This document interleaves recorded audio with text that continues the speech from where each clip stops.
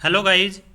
आज अपन बात करेंगे कि सेंट्रल गवर्नमेंट के द्वारा सीएचओ के लिए एक लेटर जारी हुआ है। इस लेटर का मतलब क्या है, इस वीडियो के अंदर आपको बिल्कुल सटीक जानकारी मिलेगी इस लेटर के रिगार्डिंग। तो वीडियो को शुरू से अंत तक देखते रहना। वीडियो पसंद आए तो वीडियो को लाइक और अपने दोस्तों के साथ ज़रूर शेयर कर देना। और चैनल पे नए हो तो चैनल को सब्सक्राइब कर लेना, क्योंकि आगे ऐसे ही इन्फॉर्मेटिव वीडियो आपके लिए आती रहती हैं। दूसरा है कि नर्सेज हब का एप्लीकेशन है, प्ले स्टोर और एप्पल स्टोर दोनों पे अवेलेबल है। लिंक वीडियो के डिस्क्रिप्शन में, वहाँ से डाउनलोड आप कर सकते हैं। तो सबसे पहले बात यह आती है कि ये जो लेटर है क्यों जारी किया गया। तो ये लेटर इसलिए जारी किया गया कि वेस्ट बंगाल गवर्नमेंट है, उनके द्वारा एक लेटर जारी किया गया था सेंट्रल गवर्नमेंट को। और वहाँ पर उस लेटर के अंदर ये क्वेश्चन किया गया था कि हम वेस्ट बंगाल के अंदर जो सीएचओ की जो पोस्ट है उनको रेगुलर कार्डर के तहत हम भर्ती करना चाहते हैं। तो इसमें आपकी कोई आपत्ति या कोई गाइडलाइन आपके पास हो तो वह आप हमें प्रोवाइड करवा सकते हैं। तो सेंट्रल गवर्नमेंट ने एक आदेश जारी किया था और उनको कहा गया था कि आप आपके बेसिस पे आप जो सीएचओ की भर्ती है उसको परमानेंट या कॉन्ट्रैक्ट बेस पे निकाल सकते हैं। हमें इस पर कोई भी आपत्ति नहीं होगी। लेकिन अगर आपको गवर्नमेंट ऑफ इंडिया के द्वारा कोई भी गाइडलाइन इस कार्डरे के तहत आपको चाहिए, नर्सिंग कार्डरे के तहत आपको चाहिए, तो वो हम आपको प्रोवाइड करवा सकते हैं। तो उसके बाद में जो आईएएस है Roli Singh, additional secretary mission director, उसके द्वारा एक लेटर और जारी किया गया। और उसके अंदर उसने जितने भी स्टेट हैं ऑल ओवर इंडिया के सभी के लिए उन्होंने ये कहा है कि अगर आप सीएचओ को एक रेगुलर कार्डरे के तहत भर्ती करना चाहते हैं तो आप उनको कर सकते हैं। ये जो सीएचओ हैं ये ग्रामीण क्षेत्र के अंदर बहुत ही एक रीढ़ की हड्डी के तरह ये काम कर रहे हैं। जहाँ पर डॉक्टर नहीं पहुँच पा रहे हैं वहाँ पर जो सीएचओ हैं वो काम कर रहे हैं, हेल्थ को मजबूत कर रहे हैं। इसलिए जो सीएचओ हैं इनको आगे फ्यूचर के अंदर जैसे एक्सपीरियंस होगा और किसी पीएचसी पे अगर नीड होती है, सी डॉक्टर नहीं है, तो वहाँ पर सीएचओ को पोस्ट कर सकते हैं। आगे उसको प्रमोट करके सीएचसी पे और उसके बाद में डिस्ट्रिक्ट हॉस्पिटल में इनको काम पर लिया जा सकता है। तो ये एक लेटर जारी किया गया था और उसके अंदर जो सेंट्रल गवर्नमेंट ने हर स्टेट को फिर कह दिया behalf of West Bengal government के, क्योंकि वेस्ट बंगाल गवर्नमेंट के अंदर वहाँ पर जो बीएमएस जो डॉक्टर हैं उनको सीएचओ की जो पोस्ट है उसके अंदर इंक्लूड नहीं किया गया था। वहाँ पर ओनली नर्सिंग कार्डरे के जो कैंडिडेट थे वही इसमें एलिजिबल थे, इसलिए इसके अंदर ओनली नर्सिंग कार्डरे का जिक्र किया गया है कि सीएचओ को एक जो परमानेंट भर्ती अगर की जाती है तो नर्सिंग कार्डरे के बेसिस के ऊपर उनको भर्ती कर सकते हैं।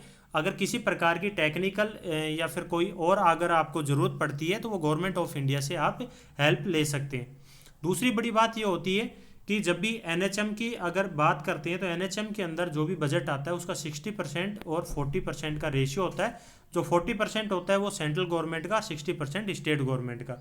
अगर इस भर्ती को परमानेंट करते हैं तो पूरा का पूरा जो 100% जो खर्चा होगा वो जाएगा स्टेट गवर्नमेंट का।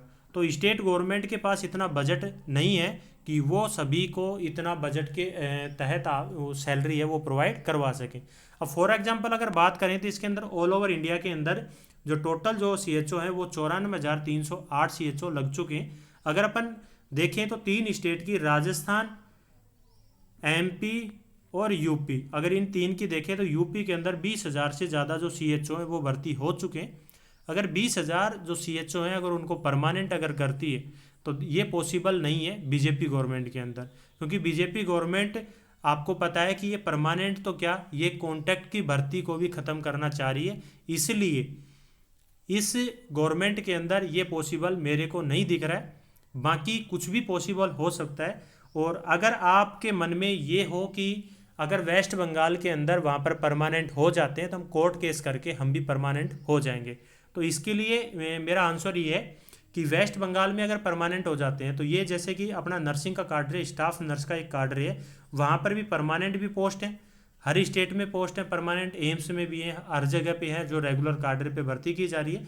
और वहीं पर भी अगर किसी किसी स्टेट की अगर बात करें तो वहाँ पर जो 7,900 की जो सैलरी के अंदर वहाँ पर जो कॉन्ट्रैक्ट बेस पे भर्ती निकाली जा रही है, तो वो कैंडिडेट क्यों ना कोर्ट केस करके उसको परमानेंट हो जाए, क्योंकि परमानेंट ऐसे नहीं हो सकते, वो स्टेट के ऊपर डिपेंड करता है। स्टेट के अलग रूल्स और रेगुलेशन होते हैं और सेंटर के अलग होते हैं। तो सेंटर ने स्टेट के ऊपर ये लेटर जारी करके बोल दिया कि आपके ऊपर हेडेक है, आप खुद इस चीज़ को देख सकते हैं, परमानेंट करते हो या फिर इसको कॉन्ट्रैक्ट पे रखते हो। अगर परमानेंट करते हैं जो 40% का जो खर्चा है सेंट्रल का वो बच जाता है, क्योंकि वो स्टेट को फिर उसको एक्सपेंडिचर करना पड़ेगा, खर्च करना पड़ेगा, क्योंकि पूरा का पूरा जो 100% जो खर्चा होगा वो फिर स्टेट गवर्नमेंट का हो जाएगा। अगर वो नहीं करती है परमानेंट तो 40% जो खर्चा जो दिया जा रहा है वो सेंट्रल गवर्नमेंट के द्वारा दिया जाएगा। तो इसी प्रकार से जो लेटर जारी किया गया था वो तो एग्री हैं, क्योंकि उनको पता है कि उनका तो बेनिफिट ही है इस चीज़ के अंदर। और दूसरी बात यह है कि स्टेट गवर्नमेंट इस चीज़ पे कोई स्टेट गवर्नमेंट इसको लागू कर सकती है, कोई स्टेट गवर्नमेंट इसको लागू नहीं कर सकती। ये बिहाफ था वेस्ट बंगाल गवर्नमेंट के, और वेस्ट बंगाल गवर्नमेंट वो खुद चाहती है कि वहाँ के जो CHO वो रेगुलर बेसिस पे काम करें। बाकी अदर आप जहाँ पर भी देख रहे हैं कहीं पर 20,000 दिया जा रहा है, कहीं पर 25,000 दिया जा रहा है, और कहीं पर 4800 जो उनका जो ग्रेड पे है उसके बेसिस पे, लाइक जैसे हरियाणा है वहाँ पर जो सैलरी दी जा रही है। तो सभी का एक स्टेट गवर्नमेंट अलग अलग जो वेरिएशन कर रही है। कहीं पर जो बॉन्ड है वो 5 लाख है, कहीं पर बॉन्ड है वो 1.5 लाख है, कहीं पर 2.5 लाख है, कहीं पर 3 लाख है। तो बॉन्ड है उसका भी फिक्स नहीं है। तो ये जो जितना भी नियम होता है ये गवर्नमेंट ऑफ इंडिया जारी करता है, जो सेंट्रल गवर्नमेंट, लेकिन उसको इम्प्लीमेंटेशन करना है स्टेट गवर्नमेंट को। और स्टेट गवर्नमेंट के अलग से रूल रेगुलेशन होते हैं, वो अपने रूल रेगुलेशन अपने बेसिस पे कुछ भी लगा सकते हैं। इसके अंदर कोई भी किसी प्रकार की कोई भी उसमें आपत्ति नहीं कर सकता है। तो ये लेटर था उसके द्वारा। तो इस लेटर को देख के बहुत सी जो CHO हैं वो खुश हो रहे हैं कि हम परमानेंट हो जाएंगे। तो इसका मतलब ये है कि अब आप खुद देख लीजिए, मैंने जो कंक्लूजन था वो सब पूरा निकाल के आपको बता दिया है, सटीक जानकारी थी वो आपको आप तक पहुंचा दी है। तो बस यही था इस वीडियो के अंदर। वीडियो अगर इन्फॉर्मेटिव लगा तो अपने दोस्तों के साथ शेयर कर दीजिए, जिससे कि उनको भी जो भ्रमित हो रहे हैं जो इस लेटर को देख के, तो उन तक भी एक सटीक जानकारी वो मिल जाए। बस यही था। और अगर आप नर्सेज हब का एप्लीकेशन वीडियो के डिस्क्रिप्शन से डाउनलोड कर लेते हो तो वहाँ पर आपको फ्री टेस्ट सीरीज अवेलेबल मिलेंगी, और जो इंपॉर्टेंट नोट्स हैं वो भी आपको देखने को वहाँ पर मिल जाएंगे। तो अभी जाएं, वीडियो के डिस्क्रिप्शन में लिंक है, वहाँ से डाउनलोड कर लें, या फिर डायरेक्ट आप गूगल प्ले स्टोर से नर्सेज हब सर्च करके और जो सबसे फर्स्ट नंबर पर एप्लीकेशन आता है उसको इंस्टॉल कर लें। धन्यवाद।